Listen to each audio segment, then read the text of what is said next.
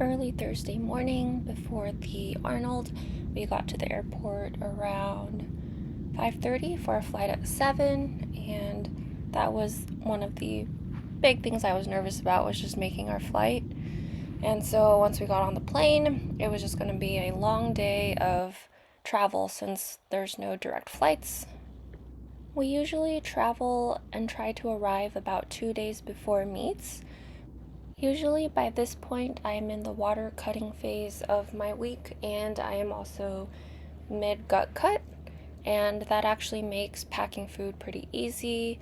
Instead of having meals prep like I usually do, it is almonds and chocolate and protein shakes, and that's all very easy to pack on a plane. I did mess up and forget to bring a scale, so the evening before I had pre-weighed all my food for Thursday, and so I just counted by fives using the most useful skill I've learned as a pharmacist, to count by fives to make sure I knew exactly what I would eat again on Friday. So since I didn't have a food scale, I thought about ordering one same-day delivery, but that seemed excessive. I just counted out, matched my espresso beans, my chocolate-covered almonds, and my salted almonds. We have landed in Ohio.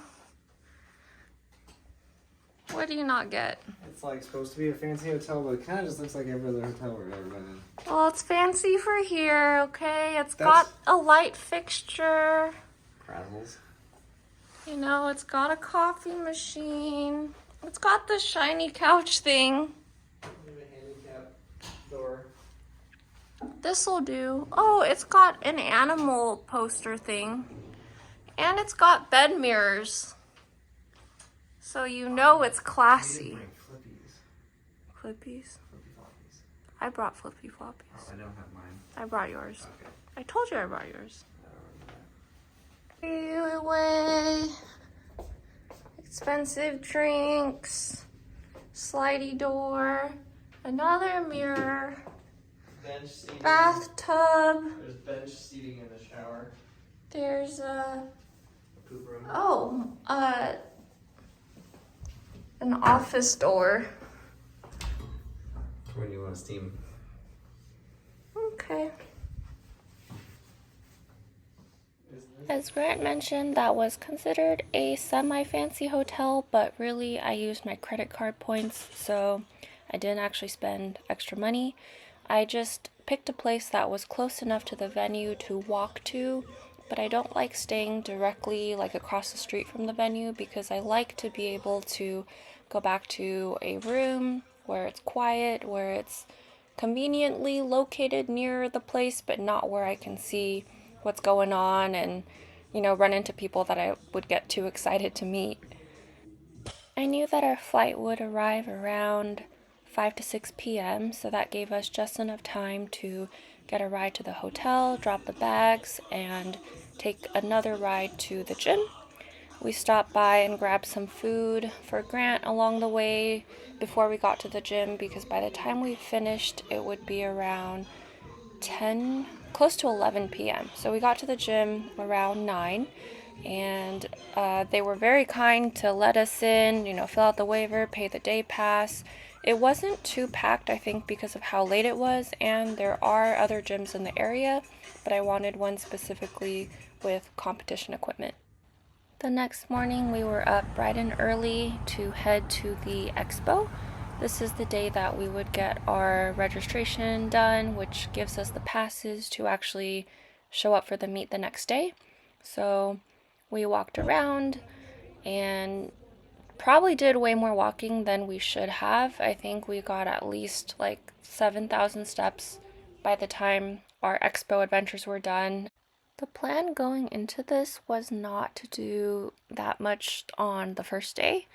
At this point, we're still a little bit tired because of the time difference. We didn't sleep very much the night before. I think we basically took like a 4-hour nap. Like 3 hours before we got to the airport. And then we traveled, and I was water cutting and eating basically no fiber.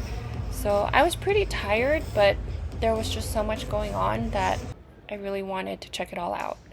I packed my snacks before the expo because you are allowed to bring in a backpack and they actually don't really check your bags, which is kind of surprising, but there were a lot of people going in and out. My goal was to have 3 protein feedings and finish all my food before 5 p.m. So we would stop and watch an event and then I would just kind of munch on my snacks, which at that point it was just chocolate covered variety of things and pretzels, like the pretzel chips. We got to watch some medieval sword fighting and the physique round of prejudging for fitness, which was really cool. And then we found a place for Grant to get some food. There's a little food court area just across the street, and that had really great options. Well, we are at the Arnold, but not at the Arnold. Just gonna be eating snacks.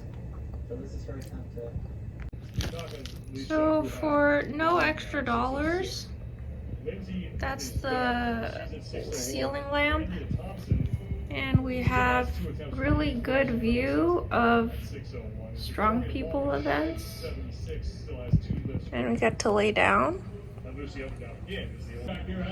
So I've almost eaten all my food for the day, just portioned it out into snackies, and then I will drink the rest of my liquids, and then that's it. Before this, we did actually walk like maybe 7,000 steppies and do a lot of touristing, so hopefully things go okay tomorrow. It is the morning of, and I've been up since 3 a.m. Went to bed around 11, I think, and was planning to sleep till 5:30. And that would have been a solid amount of sleep, I think. But I woke up at 3 because that's around midnight our time, which is around when I get the zoomies.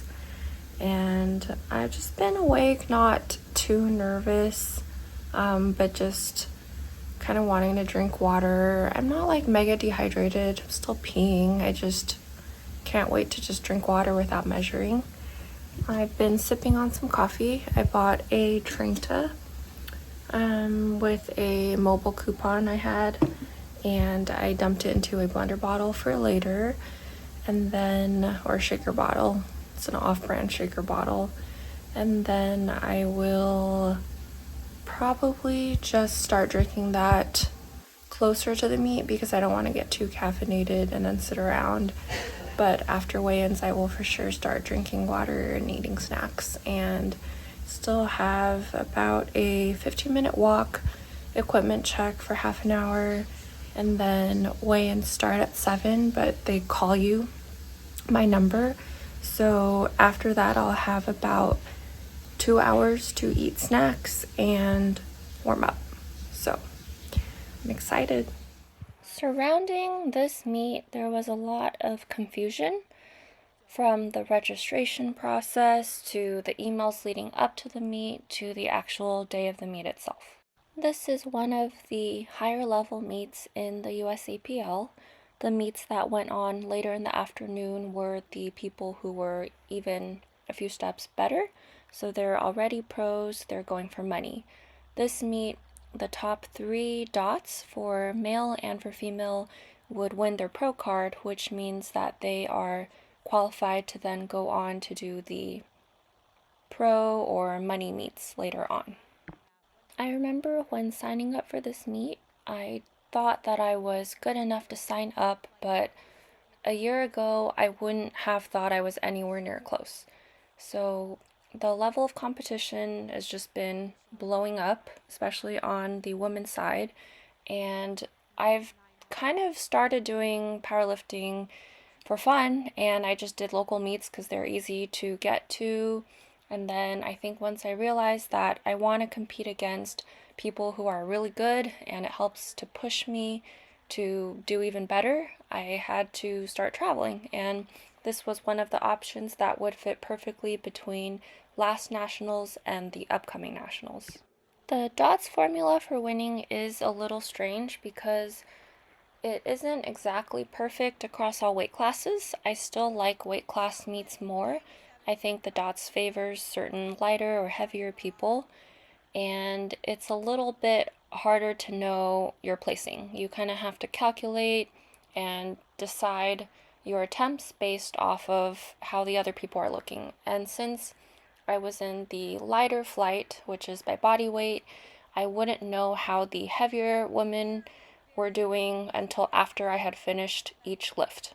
So they had 3 flights, and we would take turns squatting, benching, and deadlifting. But by the time I finished each exercise, the heavier women hadn't gone yet. So I would just have to do my best and then hope that's good enough. I also really don't like this bench angle.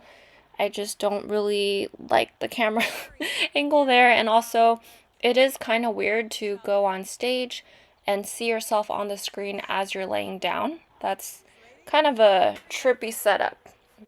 Going back to the competition part, because we knew that I would be going first, the goal was just to do my best. It didn't really matter how my competition was gonna do because I had no control over that, and my goal was to increase my QT for nationals anyway. So I just wanted to come in my weight class. Since this is a DOTS meet, I actually didn't have to weigh in at 56 or below, but I wanted my QT to go up. Hopefully, that 107.5 bench that I failed did crush me mentally because that is the only lift that I failed on strength, and that's the lift that I cared about the most actually because I've been struggling with bench the most. And after that, I mean, I wasn't super surprised based off of how training was going, but mentally, it crushed me a little bit halfway through the meet. In between events, there's 10 minutes to kind of have everyone take a break and set up the stage for the next event, and that's what we use to calculate our warm-up time. Around this time, the Expo doors opened, and I think the Wi-Fi got really bad, so everything became really, really choppy. I'm not sure why exactly, because it seemed like it worked later for other events, and also there was actually decent reception within the building, even for the Saturday being the busiest day of the Arnold. But this reception or strange, I don't know, connection, I think messed with the results later on. Deadlifts were a bit of a slideshow, so my second attempt was called for, I believe, up down. I don't have any video of it because the slideshow stream cut off and I didn't have anyone in the audience recording and I didn't purchase the videos, so I don't really have a way of seeing exactly what happened. I was going to attempt to go higher, so my second attempt was 180, and that's a 10 kilo jump. The 170 was an easy opener. I have gone higher in training, so I felt pretty good about my second attempt. And also, you can see here they switched the names, so they have Rose lifting right now. So I think her results and mine, as well as the attempts, got switched. So even after the meet, they did fix it on lifting cast, but our results are correct, but the judges' responses don't match. So it says good lift for her, but then the judges show that it's not a good lift if you click on the actual recordings from the judges, and mine does the opposite. So at this point, you have a minute to put in your next attempt, and I needed to decide if I was going to retake my attempt or go up.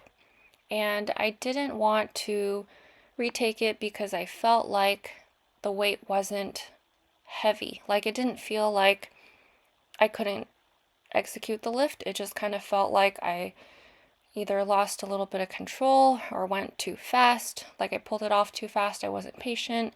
And I was trying to decide what to do next. But because the judges and the score table didn't quite have the results inputted correctly, I didn't really know what I should do next because I saw that I got called for not a good lift, so I was going to use that to decide what to do next, but I needed to make sure that, so say I didn't have that 180, my total would be impacted because my deadlift would be 170 if I missed my third.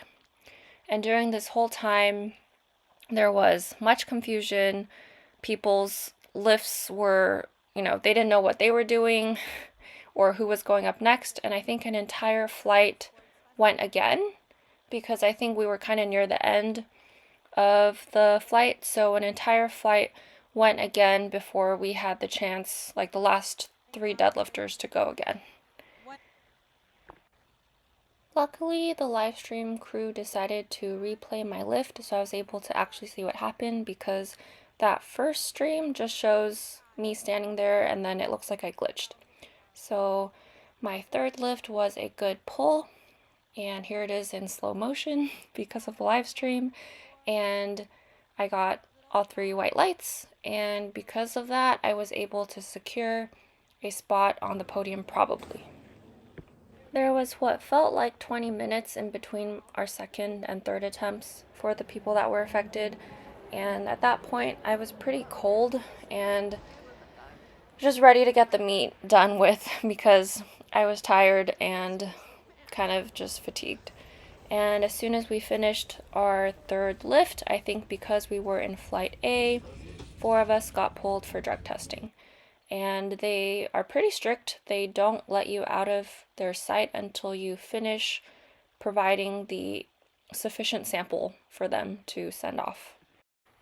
The drug testing process took about an hour, and during that time I was antsy because I wanted to go get a picture with Trey Mitchell because that was his meeting and autograph and picture taking time at the SBD booth, but I didn't even know what was going on with the meet because the reception wasn't great once we were brought to that drug testing location, and I didn't even know how placing was going to go.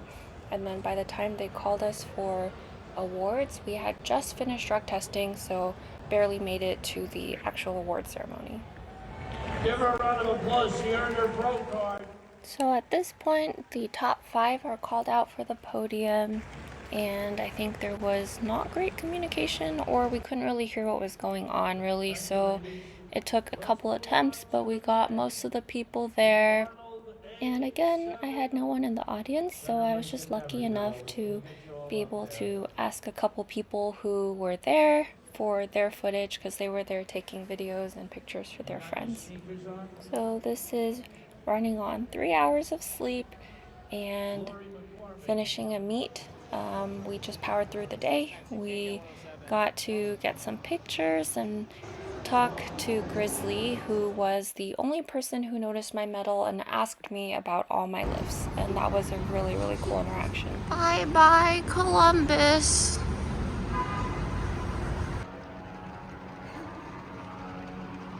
Well, that's interesting.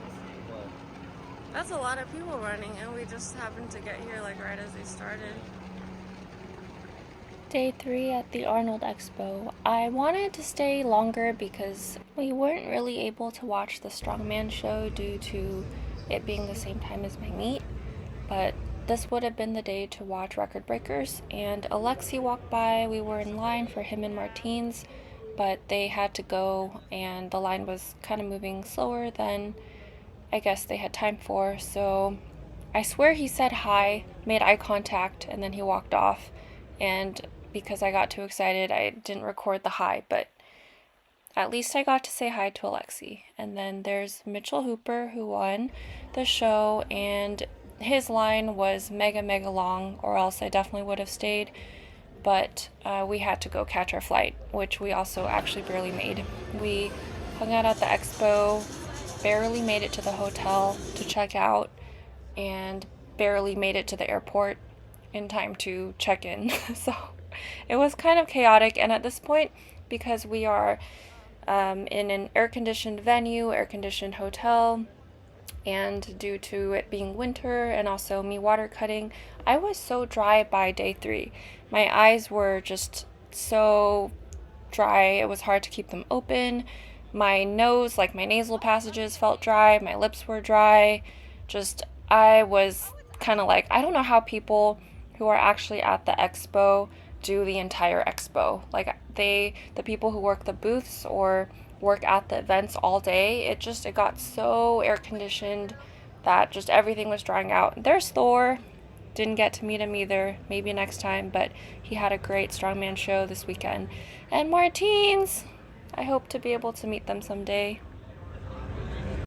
For now, I just have the souvenir of us waiting in line and Martins's butt and Alexi's face in the picture. Because of the layout for the Arnold, we were competing right by where the strongmen were, and it was just, I wish we could have gone back to just take a look, like even at what the stage looked like, but had a great time and had so much fun, and I'm just grateful that we made it there and back, and I'm excited to continue training and hopefully figure out my bench.